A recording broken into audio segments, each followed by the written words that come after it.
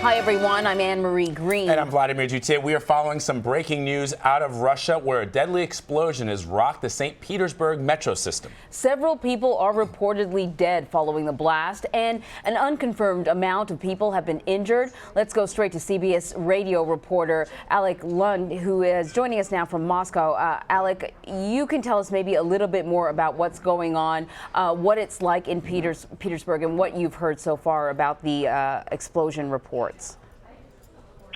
Hi there. Yeah, I was actually in St. Petersburg this morning, but I took the first train back to Moscow and was in Moscow when the explosions actually happened. So far, the emergency authorities are saying that 10 people have been killed and about 50 people have been injured in these two explosions in the St. Petersburg subway system. The whole subway system has been closed. There's a lot of chaos around these explosions. Videos and photos from the site have shown kind of wrecked subway cars, mangled metal subway cars, and even bloodied bodies lying on the platform. So it's quite a gruesome and shocking attack. President Vladimir Putin has just said that the likely cause of the attack was the likely cause of the explosions was a terrorist attack. And Alex, so we know that obviously St. Petersburg is Russia's second largest city. Vladimir Putin has already commented on this. How is he, I mean, I know this is still early in this investigation, but he seems confident that this is a terrorist attack. The question obviously would be then which organization, which group perpetrated this act? Is it internal? Is it external forces? I know there have been anti-corruption protests across the country over the last couple of weeks. He only recently commented on that just about 3 or 4 days ago. What are you hearing? Well, Putin was made sure to say that all different explanations are being looked at, but that the likely one was a terrorist attack. If this is a terrorist attack, going on the basis of what's happened here before, the kind of attacks that have happened in Russia before, it would probably be tied to Russia's own Islamist insurgency in the North Caucasus. For instance, if we think back to the explosions that happened at a Volgograd train station before the Sochi Olympics, that was perpetrated by Islamic extremists from the North Caucasus in Russia, trying to create their own religious state or split off from Russia. Russia, of course, fought 2 bloody wars in the North Caucasus in the 1990s and 2000s, largely against Islamist rebels.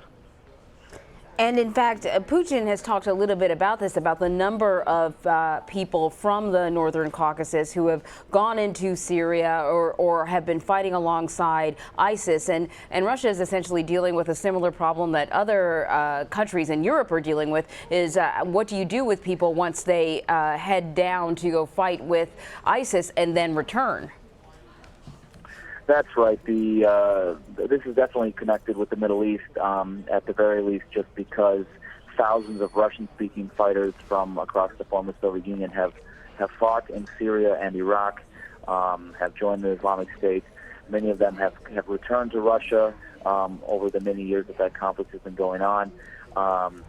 So this is an ongoing problem, both with people leaving to go fight with ISIS, and then also when they come back, what happens. Also, we shouldn't forget that the symbolism of this attack is hard to miss. On the very day that Putin himself arrived in St. Petersburg to hold a forum of his All Russia People's Front and to hold talks with the Belarusian president, Alexander Lukashenko, on that very same day, of course, these attacks have now occurred. So it seems like this may be connected with Putin's visit to St. Petersburg. And Alec, what is typically, you mentioned the previous attack around the time of the Sochi Olympics. What is Vladimir Putin's typical response? What has it been in the past when there have been attacks within the country? Well, usually it's a fairly heavy-handed law enforcement response. Obviously, in the immediate aftermath, right now we see that the St. Petersburg Metro has been shut down. The Moscow Metro is taking extra security measures. So security checks and security guards and metal detectors are ramped up. they've installed metal detectors at the entrance to every Russian train station and airport nowadays. In the aftermath of several attacks over the years, and in the more long term, of course, if this is tied to the North Caucasus and to the Islamic insurgency there, then there will likely be further police raids, special forces raids in the North Caucasus against Islamic militants, likely with the use of pretty serious weaponry. That hasn't gone anywhere. That's been going on, but of course, after an attack, if it is linked, then we will probably expect to see even more of that. Alex, stand by one moment. I want to just bring in former CBS News Moscow bureau chief and Fordham University professor Beth Knobel, who's also joining us on the phone. So, Beth, we've been talking to Alec about what is actually happening right now on the ground. Set the scene for us in terms of, as I was asking Alex just now, about past terrorist attacks. What has been Vladimir Putin's response? And perhaps if this may be tied to some of the anti-corruption protests that have been taking place across Russia that Vladimir Putin has only recently commented on, could this be an internal matter related to that, or could this be, as Alec is maybe suggesting, Islamist terrorism? Well, it could be anything, and I think we're going to have to wait and see what the investigation says. But in the past, the anti-Putin protesters have never perpetrated violence of this nature in any way. Other attacks, there have been similar bombings on the Moscow metro. There have been bombings at the railway station in Volgograd, as Alec pointed out. There was a derailing of a train going between Moscow and St. Petersburg. And all of those attacks that affected railway transport in the past were all said to have been perpetrated by people relating to the insurgency in the North Caucasus, as Alec points out. In particular, there was a twin bombing in the Moscow metro in 2010 that was said to have been done by Al-Qaeda operatives who came from the North Caucasus. So there's really no previous evidence of any anti-Putin protesters doing this kind of violence. They like to usually do pranks that are not violent in any way. So, my own feeling is that there's not a lot of reason to think that this is anti-Putin protesters, but anything is possible. And, the fact that Putin is in St. Petersburg today makes the timing of this a little bit more suspicious. Beth, give us a little bit of a history lesson here, as concisely as you can. People hear about fighters from the Northern Caucasus. I believe it was 2 people associated or from the Northern Caucasus that were also responsible for the terrorist bombing at the airport in Turkey. Give us a little lesson as to who these people are, why they venture into Syria, and how we got here. Okay. So there's a southern part of Russia in the Caucasus Mountains. And so some of the Caucasus are different countries like Armenia and Azerbaijan and Georgia, but some of this is part of Russia. And since the Soviet Union fell apart, those parts of Russia, they're like states, have been very restive. Most Americans have probably heard of Chechnya, which is one of those regions which really tried to make a break for independence after the Soviet Union fell apart and was put down by 2 very, very violent wars, where first President Yeltsin and then President Putin said, no, you're not leaving our union and we'll fight to keep you in. So the tensions in that part of Russia go back hundreds of years, actually. This is not a post-Soviet thing at all. Those people of the Caucasus have really rebelled against Russian rule for a very long time, and so they still are in some ways. Although that said, Putin installed a strongman in Chechnya who has done a pretty remarkable job of keeping that place calm, although with an absolute iron hand. So there have been a lot of bombings in Russia over the years. There have been subway bombings, there have been railway bombings, there have been bombings, there have been restaurant bombings. I can't say that they've ever had any effect in terms of changing Russian policy. And Russians, unfortunately, will probably, have to get back on the subway tomorrow morning when it reopens in St. Petersburg, because these are big cities and they need their transport to get around. And Alex and Beth, stand by. I want to just bring in Alex and so have him join the discussion. Alec, what's the investigation into the Metrojet flight back in December or October of 2015? Where is that gone? Because I know that Vladimir Putin had suggested that was also being perpetrated by Islamist terrorists. Have they confirmed that? And again, we've seen terrorist attacks in Russia or against Russian targets in the past, and I'm just curious about that, because that was a significant attack where more than 100 people lost their lives. Yeah, I think you're referring to the bombing that took down an airliner full of Russian tourists over the Sinai Peninsula in Egypt. Right.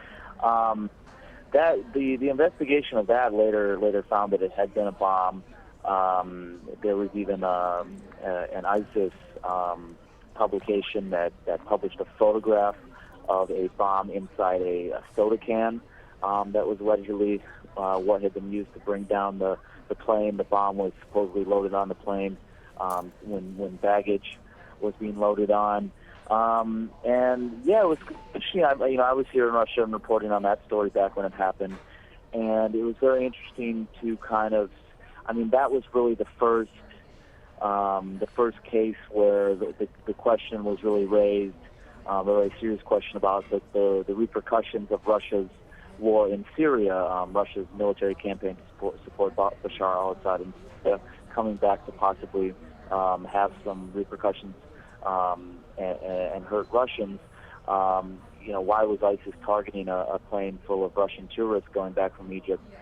Likely it was tied to the Syria campaign. But what was interesting was here in Russia that tie was just not even discussed. I remember doing vox pops on the street and talking to people and listening to the news and making that connection, saying, wow, our war in Syria has come back to and resulted in the deaths of 220 some Russian civilians.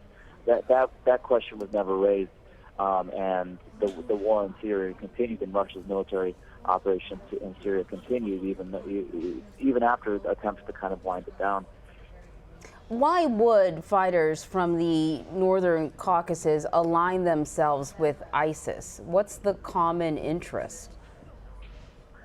Well, it was always interesting. The North Caucasus had its own homegrown insurgent groups for a long time. There was one in particular very active terrorist group there that was responsible for or claimed credit for a lot of attacks. However, in recent years, more and more fighters have been abandoning these homegrown groups in the Russian Caucasus and joining international terrorist groups like ISIS and Al-Qaeda. And I remember, I think it was 2 years ago or maybe a year ago, ISIS announced that it had opened its own caliphate its own branch in the Russian Caucasus because enough fighters had come over to ISIS that it felt confident that it could kind of push out the homegrown groups and have its own ISIS branch in the North Caucasus. I think part of that has to do with the war in Syria. Since the war in Syria has been going on, many ideological Muslims from Russia have been going to fight in Syria, and for that reason, I think that the ties with ISIS have grown. The ties between ISIS and the Russian Islamist insurgency. And Beth, both you and Alec mentioned the Volgograd bus bombing back in October of 2013. Give us some background into that. The perpetrator of that terrorist bombing, which killed some 50 people, was from Dagestan. That's right. So Dagestan is another one of those areas. It's right next to Chechnya, down in the North Caucasus. And again, a very, very, an area where there's a lot of anti-Putin feeling. There is a lot of anti-Russian feeling. The two Boston Marathon bombers, also came from there. They were Dagestanis, if I remember correctly, who were then spent some time in Chechnya. So it's a very restive part of the world. And as Alec points out, there has been a lot of connections between the people in that part of Russia and Islamic extremists outside of Russia. So going back to the first Chechen War in the 1990s, there was a lot of money and fighters and arms coming in to help those Chechen rebels fight the Russians. And so there are lots of ties, whether it's Al-Qaeda ties, whether it's ISIS ties, and the fact that the Russians are fighting in Syria has made them a lot of enemies in that region of the world. And, so this bombing has all the hallmarks of a bombing that, like the Volgograd bombing before it and like some of the metro bombings in Russia before it, it has all the hallmarks of being tied to the North Caucasus. But, we are going to have to wait and see what happens. And then after there's an investigation, we're going to have to look at what the investigation says very carefully and find out if it is, try to assess whether it is credible, or whether the Russians are just pointing at the finger at people, or whether they've really been able to dig into it in a credible way. This is for either Beth or Alec, whichever one feels you can answer this question. But I know, often or periodically, at least here, we in the U.S., we hear about possible terrorist threats that have been thwarted, or individuals who were pursuing, who appear to be pursuing some sort of terrorist action, and they're thwarted. And there's a lot of discussion about the intelligence community, how they share information, what sort of things they do in terms of counterterrorism measures. I'm wondering what it's like in Russia, though. I presume that the intelligence agencies don't have the same relationship that, say, the intelligence agencies between Britain and the U.S. would have. So what do we know about counterterrorism measures in Russia? I'll pivot to Alec. Yeah. Mm-hmm. I would just say that, as far as counterterrorism in Russia, you have to understand it's much more heavy-handed than in the United States. What in Russia, what it amounts to is essentially entire areas in the Russian Caucasus are special anti-terror zones where there's very strict regulations on who can come in and out. There's police checkpoints along the roads. And the entire transport infrastructure and road infrastructure can be closed down at any moment, so that special services can come in and do some sort of an anti-terrorist raid. So really, in some areas of the North Caucasus, it's very much like a war zone. You have these checkpoints, much as you would in a war zone, and it's very very controlled and very violent. Every couple of weeks, every couple of months or weeks, there's reports of anti-terrorist operations going on in the North Caucasus, in which regularly militants are killed, and there are assaults made on safe houses and explosions and heavy weaponry use. So it's definitely a very serious anti-insurgency campaign that's been going on here for years. And like I said, I would expect that there will definitely be some kind of demonstrative anti-terrorist operations carried out if this attack does end up being tied to that. Alec, so if just reset for our audience here, if you're just joining us here on CBSN, we are reporting that at least 10 people have been killed in 2 deadly explosions that have rocked 2 subway stations in St. Petersburg, Russia. This on the day that Vladimir Putin is actually visiting that city. We also understand at least 50 people have been injured in the subway blast. And on the phone with us right now is Alec Luhn. He's a CBS Radio news reporter joining us from Moscow. He was just recently in St. Petersburg. Alec, you were talking about the anti-terrorism raids that have happened in the past. What is, and you were just in St. Petersburg, what is the posture generally of security services in some of the larger cities in Russia, Moscow, for example, St. Petersburg?